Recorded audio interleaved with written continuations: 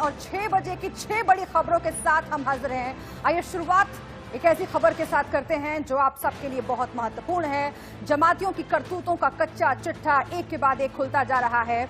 इसी से जुड़ी आज की बड़ी खबर प्रयागराज से है। 16 विदेशी जमातियों समेत कुल 30 लोग वहां से गिरफ्तार किए गए हैं। साथ ही इन जमातियों को छिपाने वाले प्रोफेसर को गिरफ्तार किया गया है।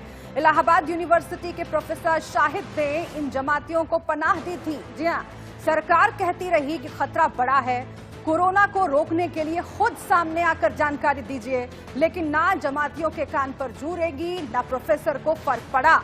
अब उत्तर प्रदेश पुलिस ने एक्शन लिया है। विदेशियों की गिरफ्तारी करके फॉरेनर्स एक्ट के तहत उनके खिलाफ मामला दर्ज कर लिया गया है। साथ ही प्रोफेसर शाहिद पर महामारी एक्ट के तहत मुकदमा दर्ज किया गया है। ध्यान देने वाली बात यह है कि जमातियों का कोरोना कनेक्शन आखिर देश को लगातार खतरे में डाल रहा है। इसका जिम्मेदार कौन है? अगर ये सिलसिला नहीं रुका तो हालात और खराब होते जाएंगे।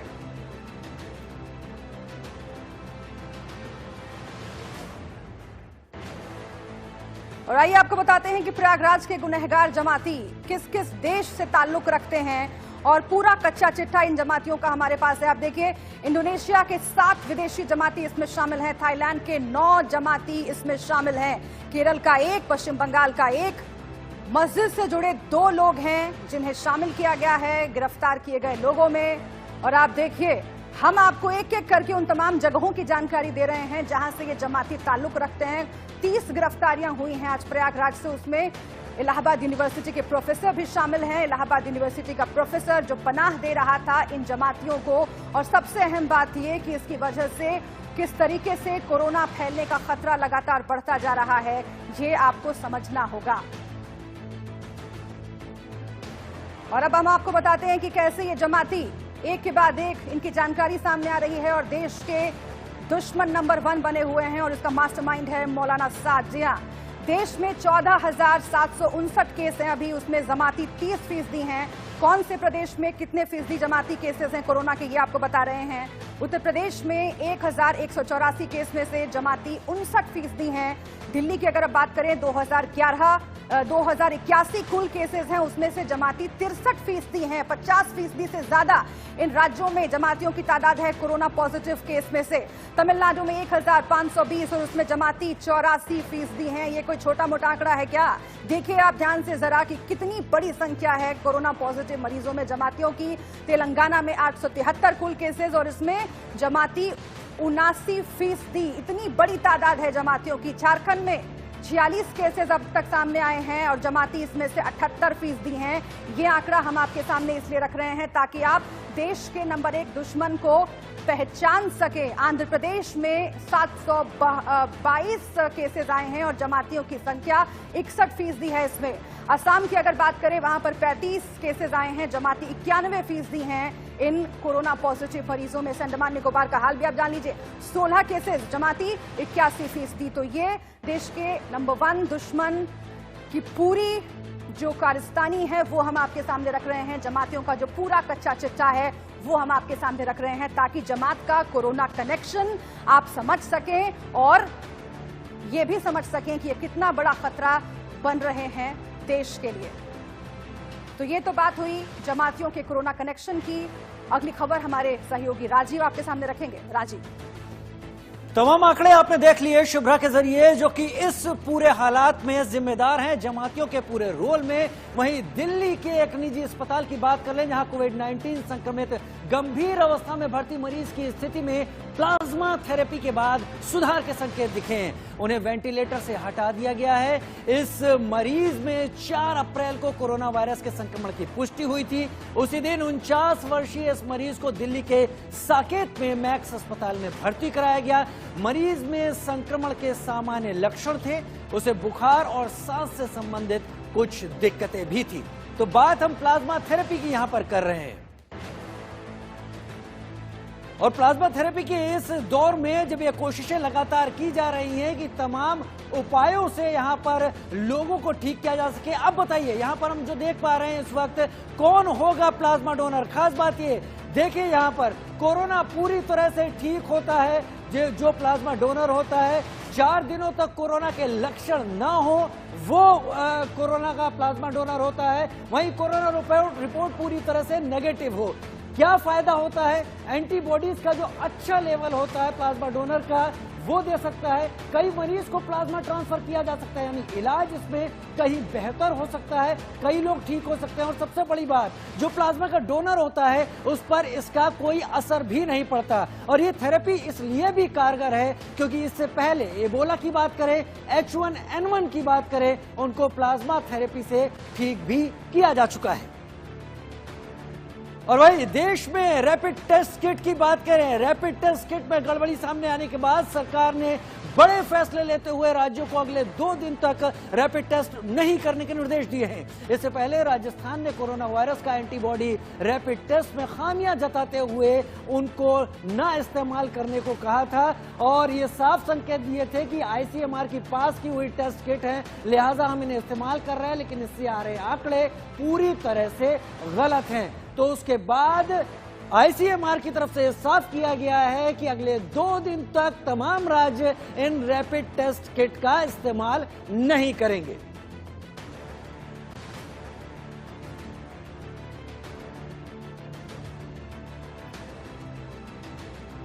और देश में रैपिड टेस्ट किट क्या फेल हो रही है? सरकार ने 2 दिन तक रैपिड टेस्ट करने पर रोक क्यों लगाई? इस पर हमारे संवाददाता अजीत श्रीवास्तव ने देश के 4 बड़े डॉक्टर से खास बातचीत की। के डॉक्टरों की टीम है, इनसे जानने की कोशिश करेंगे आखिर जो ये रैपिड टेस्टिंग किट है या जो टेस्टिंग होती है, जैसे कोरोना वायरस का पॉजिटिव रिजल्ट कैसे पता चलता है, डिफरेंसेस क्या क्या होते हैं। तो यही समझ लेते हैं कि पहले तो इभास के डायरेक्टर हमारे साथ मौजूद हैं। निमेश सर, सबसे बड़ी बात जिस हिसाब से बात करें हम कि रैपिड जो टेस्टिंग किट अभी जो आई है जिससे टेस्टिंग कराए जा रहे हैं, कितना हम कहें परसेंटेज में वो एक्यूरेट बताता है बाकी टेस्टिंग के अलावा? एंटीबॉडी के संबंधी जो रैपिड टेस्टिंग है वो यूजफुल हो सकता है वो 5-7 दिन के बाद, 10 दिन के बाद जब एंटीबॉडीज फॉर्म होती है तो उसके बाद ही पॉजिटिव आएगा, रिपोर्ट जल्दी मिल जाएगी, ये अच्छी बात है। लेकिन ये पॉजिटिव या नेगेटिव कंफर्मेटरी नहीं होगा, कंफर्मेटरी होगा सिर्फ रियल टाइम PCR। तो टाइम भी उसमें रिपोर्ट में ज्यादा लगता है, कॉस्ट ज्यादा है, समय ज्यादा है। तो जिस हिसाब से ICMR ने ये बातें कही डॉक्टर साहब कि एक जो एंटीजन टेस्टिंग की बात है या एंटीबॉडी टेस्टिंग, तो रैपिड टेस्टिंग और इन दोनों में डिफरेंसेस क्या है और रियल टाइम में डिफरेंसेस कितना होता है? देखिए, जो अभी कन्वेंशनल टेस्ट जिसके हम बात कर रहे थे, रियल टाइम PCR, उसमें क्या होता है, आप एंटीजन कॉमन भाषा में समझिए, आप कीटाणु को पकड़ रहे हो। तो कीटाणु तो पहले दिन शरीर में है तो पहले दिन ये पॉजिटिव आ जाता है, पर वो टेक्निक जो होती है करने में मुश्किल होती है, कॉस्टली टेक्निक है और उसकी रिपोर्ट आने में टाइम लगता है क्योंकि उसको पूरा आपको जेनेटिक मटेरियल को देखना पड़ता है। ऑन द अदर हैंड जो रैपिड टेस्ट की हम बात करते हैं, आप समझ लो उस कीटाणु के हमारे शरीर में जाने से जो अंदर कुछ चीज़ें बनती है, इसको एंटीबॉडीज़ कहते हैं लड़ने के लिए, आप उस एंटीबॉडीज़ को टेस्ट करते हो। एडवांटेज यहाँ पे ये कि एंटीबॉडीज़ को टेस्ट करना आसान होता है, रिपोर्ट जल्दी मिल जाती है, पर नुकसान इसका यहाँ पे ये कि ये जो एंटीबॉडीज़ बनने में शरीर में टाइम लग जाता है। अगर आपने पहले, दूसरे, तीसरे दिन किसी का टेस्ट किया तो उसका एंटीबॉडीज़ ना बनी हो तो टेस्ट उसका फिर नेगेटिव आ सकता है, उसको होते हुए भी, कोरोना होते हुए भी, तो 5वें-6वें दिन जाके पॉजिटिव आता है। तो ये इसका नुकसान है, वो उसके फायदे। तो नॉर्मली जो एंटीबॉडीज टेस्ट जिसे आप रैपिड टेस्ट कहते हैं, हम लोग स्क्रीनिंग के लिए यूज़ करते हैं। अगर इसमें पॉजिटिव आता है तो PCR टाइम से उसको कंफर्म करना जरूरी होता है। चलिए, एक बहुत बड़ी बात जिसे सर समझना चाहेंगे कि सर आपने जो पूछा उसका मैं जवाब वापस देता हूँ। आप जो पूछ रहे थे क्या डिफरेंस है, एंटीबॉडीज और रैपिड टेस्ट में कोई फर्क नहीं, एक ही चीज़ है। जब एंटीबॉडीज बन जाती 6-7 दिन बाद, उसके बाद जो टेस्ट करते हैं वो 10 मिनट 15 मिनट में दिखा देता है। पर वो जैसे कहा, चूँकि उसको 6-7 दिन लगेंगे, पता नहीं लगेगा, उससे पहले करेंगे तो नेगेटिव आ जाएगा। तो बाकी दूसरा जो टेस्ट करते हैं उसमें कुछ टाइम लगती है और पैसे भी ज़्यादा लगते हैं, ये सस्ता भी है। लेकिन सस्ते में पता भी तो नहीं चल रहा ना कि अगर पॉजिटिव है नहीं है, नहीं पता लगेगा, 7 दिन बाद पता चलेगा। 7 दिन बाद। लेकिन डॉक्टर साहब जिस हिसाब से ये क्या रैपिड टेस्टिंग सही है? क्योंकि अगर रियल टाइम पता नहीं चलता है कि मुझे कोरोना है, अगर मैंने रैपिड टेस्ट कराया, मुझे निगेटिव आ गया, अब मुझे है, मुझे पता है, फिर 6-7 दिन बाद अगर पता चलता है तो उस समय जिसके टच में आया उसको तो कोरोना हो गया। बिल्कुल बिल्कुल, जैसा कहा कि जो बिल्कुल कंफर्मेटरी है वो आप जो रियल टाइम PCR जिसकी बात कर रहे हैं वही है, और उससे जो रिजल्ट आएगा उसमें समय ज़रूर लगेगा, कॉस्ट ज़्यादा लगेगी, लेकिन रिजल्ट बिल्कुल सुचारू होगा, बिल्कुल पुख्ता होगा, कन्फ्यूजन की गुंजाइश नहीं होगी। नहीं तो आप टेस्टिंग कर रहे हैं, जो व्यक्ति है वो नेगेटिव दिखा रहा है, लेकिन मुमकिन जैसा आपने कहा कि वो पॉजिटिव है, और वो 4-5 दिन जिसमें एंटीबॉडीज़ बनी और फिर एंटीबॉडीज़ ने पॉजिटिव दिखाया, उसमें वो संक्रामक प्रतिक्रिया जो है औरों में फैलाता रहेगा और फिर जो बीमारी को पकड़ना मुश्किल होगा। अच्छा, रैपिड टेस्टिंग की बात करें, जिस हिसाब से कितना समय लगता है, अब बाकी जो रियल टाइम है उसमें कितना समय बाद रिजल्ट आता है? जी चलिए, हाँ देसाई साहब जी। सी क्या है, जैसे हमारे साथियों ने कहा, दोनों की यूजफुलनेस है भाई। चूंकि समाज में बहुत सारे व्यक्ति शायद संक्रमित हो चुके हैं लेकिन साइलेंट है, तो 5-7-10 दिन तो गुजर ही चुके हैं, तो इस टाइम पे रैपिड टेस्ट एंटीबॉडी से करना यूजफुल हो सकता है जो पॉजिटिव केस निकल आए। खतरा ये है कि उसको नेगेटिव टेस्ट आए तो उसको हम फाइनल नहीं समझ सकते। उसके बाद या तो थोड़े दिन वेट करके रिपीट करना पड़ेगा या कंफर्मेटरी टेस्ट पीसीआर करना पड़ेगा। तो यूजफुलनेस दोनों की है बॉस, लेकिन कहीं ना कहीं यूजफुलनेस जरूरत तो खैर दोनों चीजें। तो 4 डॉक्टर आपको बता रहे थे रैपिड टेस्ट किट को लेकर क्या गाइडलाइंस हैं और क्या असर होता है। वहीं आईसीएमआर की ओर से बयान जारी करके कहा गया है कि राज्य 2 दिनों तक रैपिड टेस्टिंग न करवाएं। नजरअंदाज करना नहीं है। हम लोगों ने यहाँ जो दिल्ली में किया था हमारे लोगों के पास से, उसमें तकरीबन 71% जो RT-PCR पॉजिटिव थे उनको ये पकड़ रही थी टेस्ट बराबर। और जैसे टाइम जाता है, 7 दिन का टाइम अगर हो गया तो वो पॉजिटिव आने का चांस भी बढ़ रहा था। लेकिन ये वेरिएशन देखते हुए हमने 2 चीज़ें ठहराई। अगले 2 दिन में हम हमारे 8 इंस्टीट्यूट्स को फील्ड में भेजेंगे और जो किट्स हैं उनमें से वो लॉट्स लेके उसको टेस्ट करके वैलिडेशन करने की कोशिश करें। फील्ड में वैलिडेशन होगा, ये लैब में नहीं होगा।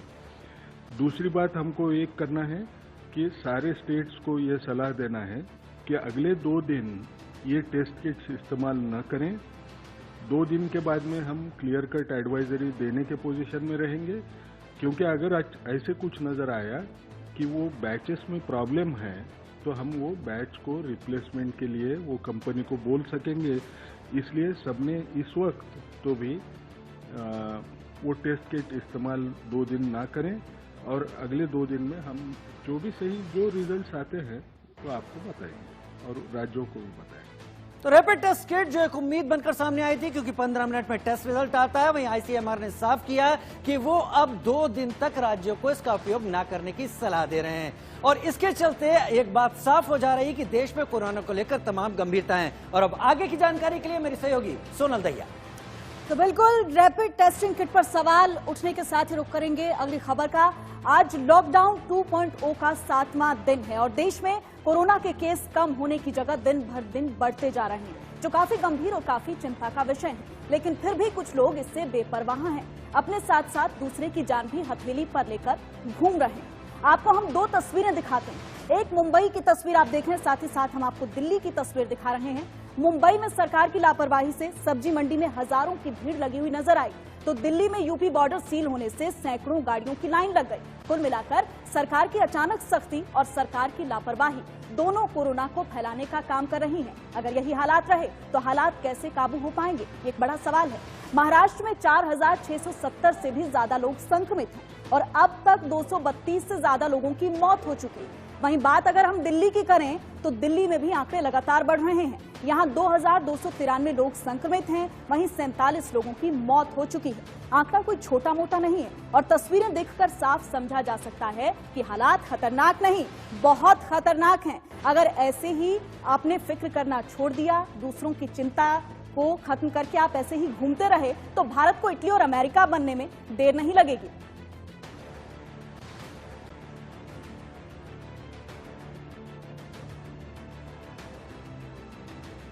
तो देश भर में कई तस्वीरें सामने आई हैं जिनसे देखा गया है कि कैसे लॉकडाउन के नियम तोड़ने वालों पर पुलिस ने कड़ी कार्रवाई की है। कहीं लॉकडाउन तोड़ने वालों को हिरासत में लिया गया तो कहीं बीच सड़क पर ऐसे लोगों को जमकर फटकार लगाई गई। देश के सतना में भी देखी गई, जहां लॉकडाउन के नियमों का पालन करवाने के लिए खुद एसपी रियाज इकबाल सड़कों पर उतरे। इस दौरान उन्होंने एक कार सवार को मास्क न पहनने पर जमकर फटकारा। तो डिलीवरी होना है क्या? अभी है मना कर दिया था, बोले दवाई पूछे। फालतू की बहाना मत बताओ, सब फालतू की। ले जाओ इनको इधर, ले जाओ, बैठो, ले जाओ। एक कागज रख देते। अरे परमिशन लेके मतलब कि 10-12 दिन चलोगे? विश्वास मानिए सर, विश्वास हम देख रहे हैं, मास्क भी नहीं पहन रहे, इतने पढ़े लिखे हो, गाड़ी इतने बड़े गाड़ी हो, एक मास्क खरीदने के लिए पैसा नहीं है तुम्हारे पास। ले जाओ इसको, ले जाओ। हालांकि इसके बाद भी लॉकडाउन तोड़ने के आरोपी कार सवार शख्स ने एसपी से उसे जाने देने की गुजारिश की, लेकिन एसपी ने उसकी एक ना सुनी और मास्क जरूरी बताते हुए उसे फिर से फटकार लगाई। पुलिस को बेवकूफ बना सकते हैं, बीमारी आएगा तो सीधा ऊपर जाओगे। हम मांगते क्या मांगते? मास्क नहीं, इतने बड़े गाड़ी है, तुमको मास्क खरीदने का पैसा नहीं है तुम्हारे पास। गरीब लोग यहाँ मास्क पहन के चल रहे हैं, ले जाओ उसको। महज इस कार को ही नहीं जब्त किया, बल्कि सतना पुलिस ने लॉकडाउन तोड़ने वाले 200 से ज्यादा और वाहनों को कब्जे में लिया। साथ ही कई लोगों को पुलिस की गाड़ी में बिठाकर थाने में ले गए। और फिलहाल रुकेंगे हम एक छोटे से ब्रेक के लिए। ब्रेक के बाद स्वागत है, मैं हूं रोहित सावल। जी हां, और अब हम बात करेंगे तेल की। जी हां, कोरोना वायरस की वजह से कच्चे तेल के दाम आज बोतल बंद पानी की कीमत से भी नीचे जा चुके हैं। अमेरिकी बाजारों में कच्चे तेल की कीमत लुढ़कते हुए -$40 तक पहुंच गई है। यह पहला मौका है जब कच्चे तेल के दाम में इतनी बड़ी गिरावट देखने को मिली है। आपको बता दें कि स्थिति लगातार हो रही तेल के उत्पादन और तेल की मांग में आई भारी गिरावट की वजह से ये स्थिति पैदा हुई है। जी हाँ, आप देख सकते हैं, हम आपको ग्राफिक के जरिए बता रहे हैं कि किस तरह से कोरोना काल में तेल का भी पानी निकल गया है। जनवरी 2020 की अगर बात करें तो 30.08 रुपए प्रति लीटर की जो कीमत है तेल की वो है, और 12 मार्च की अगर बात करें तो 17.79 रुपए प्रति लीटर, यानी अंतर्राष्ट्रीय बाजार में कच्चे तेल की कीमत की स्थिति ये है। और 1 अप्रैल को आप देखिए 11 रुपए प्रति लीटर ये स्थिति है कच्चे तेल की। आप देख सकते हैं कि किस तरह से कच्चे तेल का सचमुच पानी निकल गया। 20 अप्रैल को आप देखिए 77 पैसे प्रति लीटर अंतर्राष्ट्रीय बाजार में कच्चे तेल की कीमत। तो ये स्थिति है कोरोना काल में कच्चे तेल की। हमारे साथ आकाश जिंदल इस वक्त जुड़े हुए हैं, जाने माने एनालिस्ट हैं आकाश जिंदल जी। आकाश जी, आपका स्वागत है इंडिया न्यूज में। धन्यवाद रोहित जी। जी आकाश जी, क्या कहना, जो ये तेल का जो पानी निकला है ये क्या वजह है? मैं चाहूंगा, क्योंकि ये जो विषय है बहुत जटिल है, आप साधारण शब्दों में हमारे दर्शकों को बताइए कि जो 77 पैसे प्रति लीटर तेल आ पहुंचा है, क्या ये आम जनता को भी इसका फायदा मिलेगा या क्या, किस तरह की स्थिति है ये? आई थिंक बहुत बढ़िया आपने सवाल पूछा। देखिए, सबसे पहले दर्शकों को बता दूं हुआ क्या है। कोरोना के कारण तेल की कंजम्पशन, कच्चा तेल, क्रूड ऑयल की कंजम्पशन पूरे वर्ल्ड में बहुत कम हो गई है, क्योंकि हम सब जानते हैं दुनिया के काफी हिस्सों में लॉकडाउन चल रहा है, इंडस्ट्री नहीं चल रही है, तो क्रूड ऑयल की कंजम्पशन बहुत कम हो गई है। प्रोडक्शन अभी भी जो है काफी हद तक ज्यादा है, तो डिमांड सप्लाई का मिसमैच होने के कारण। और दूसरा, कल क्या हुआ कि सेटलमेंट थी इंटरनेशनल मार्केट में, यूएस मार्केट में, तो सेटलमेंट के समय यह था जिन लोगों ने डिलीवरी लेनी थी उनके पास क्रूड ऑयल रखने के लिए वेयर हाउस या स्टोरेज स्पेस नहीं थी। तो इसलिए कल रात जो हिंदुस्तानी समय के हिसाब से आपकी जो आपने बड़ी अच्छी बात की है, उसके साथ साथ एक और एडिशन कर दूं, क्रूड ऑयल अमेरिका में माइनस में चला गया था। जी हां, हालात ये हो गए थे कि किसी को क्रूड ऑयल अगर बेचना है तो बेचने वाले को उसके 7 पैसे देने होंगे। ये कल रात हालत हो गई थी।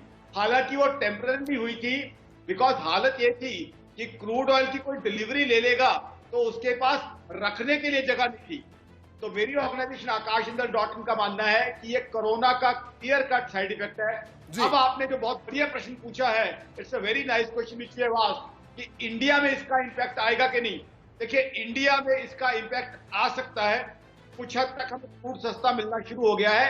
अब हमारी सरकार को चाहिए, मेरी ऑर्गेनाइजेशन akashjindal.in का मानना है कि क्रूड ऑयल के आगे फ्यूचर कॉन्ट्रैक्ट किए जाएं, आगे के लिए टाई अप किया जाए, ताकि यहाँ पेट्रोल डीजल सस्ता मिल सके। बिकॉज पेट्रोल यहाँ पे हमारे लिए बहुत बहुत इंपॉर्टेंट है, और डीजल हम सब जानते हैं, डीजल तो हमारे लिए लाइफलाइन है। हमारे किसान भाइयों के लिए डीजल कितना रेलिवेंस रखता है आप तो बहुत अच्छे से जानते हैं, आप एक वेटरन जर्नलिस्ट हैं। तो मेरे हिसाब से हम इस मौके को यूटिलाइज करना चाहिए। बिल्कुल आकाश जी, तो ये मौका कहीं ना कहीं इसको यूटिलाइज भी किया जा सकता है। आकाश जी, आपका बहुत बहुत शुक्रिया, इतने कम समय में आपने इतनी महत्वपूर्ण जानकारी दी। और आगे अगली खबर के लिए मैं आप बुलाऊंगा अपने सहयोगी आशीष सिंह। बहुत बहुत शुक्रिया रोहित। अगली खबर अंतर्राष्ट्रीय खबर है। अब आपको दिखाते हैं एक ऐसा वीडियो, अरब सागर में भारत और पाकिस्तान का जहाज आपस में टकराता है। हालांकि ये वीडियो 2011 का है और इसमें PNS Babur Indian navy ship के साथ में टकरा रही है, लेकिन अब ये वीडियो सोशल मीडिया पर खूब वायरल हो गया है।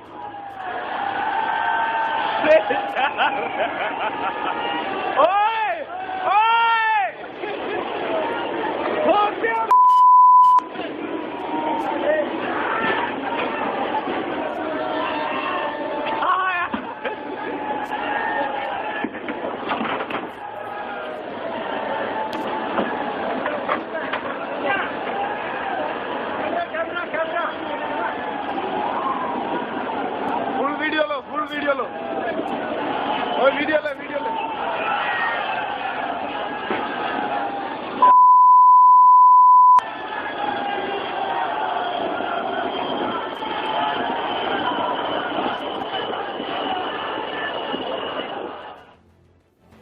2011 के